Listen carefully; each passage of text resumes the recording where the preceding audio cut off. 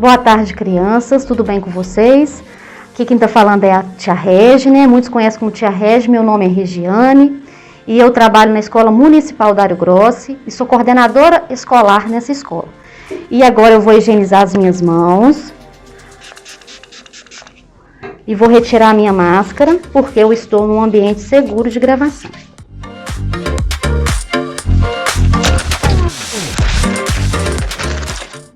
Quando usar as letras O e U no final das palavras?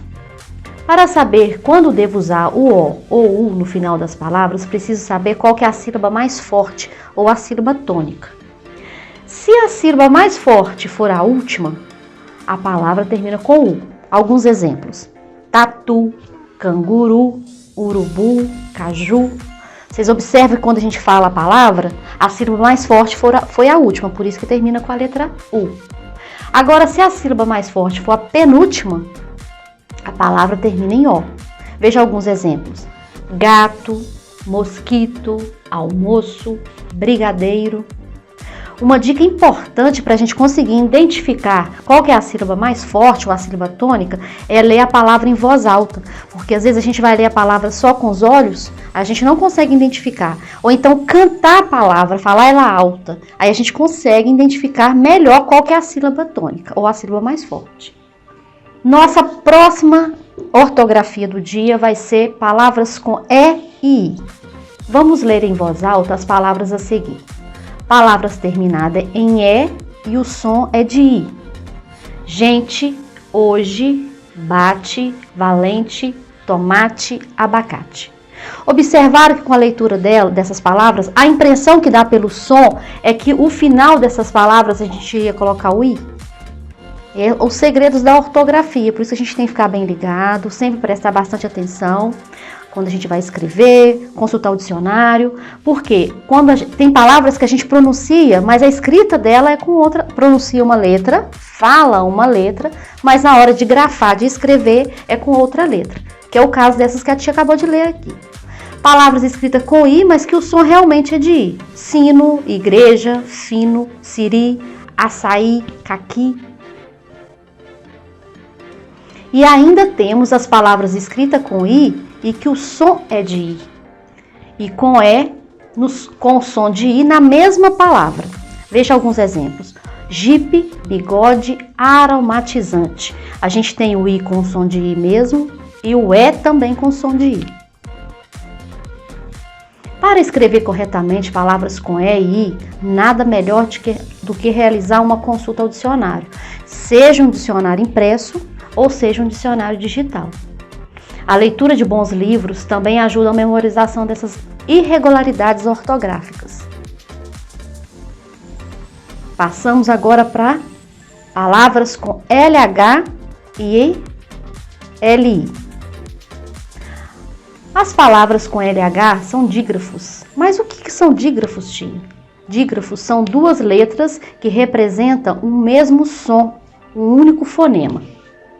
Na escrita, há muitos registros de palavras com LH. Entretanto, é comum que as crianças, jovens e até alguns adultos as confundam com o LI quando vão escrever. Considerando esse fato, vamos aprofundar no estudo com as palavras com o LH. Vamos observar com a tia aqui essas escritas dessa coluna com essa coluna. Aqui estão as palavras escritas corretamente e aqui escrita errada. Mas quando a gente lê, a pronúncia faz essa confusão. Folhinha. Se eu pegar aqui e ler, eu leio folhinha também. Só que a folhinha de folha a gente escreve com LH.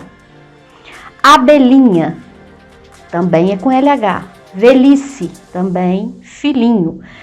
Por isso a gente tem que prestar bastante atenção, né? Quando a gente fala velhice, se eu leio aqui, eu também leio velhice, mas aqui está escrito errado, de acordo com a nossa ortografia. Filhinho é com LH e não, mesmo que a pronúncia dê a impressão que não tenha, a gente precisa colocar o H. Se eu escrever assim, eu estou escrevendo a palavra errado. O som é muito parecido, concordam? Então, para não errar ao escrever as palavras com LH, é muito importante memorizá-las. A pesquisa em um dicionário, seja impresso ou virtual, também ajuda bastante.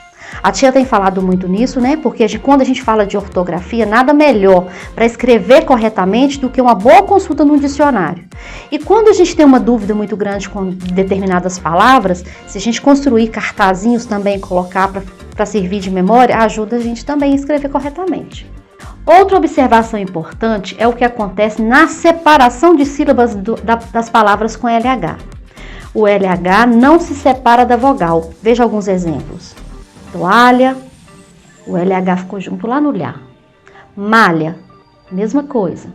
Repolho, o LH nunca se separa. Ervilha, trabalho.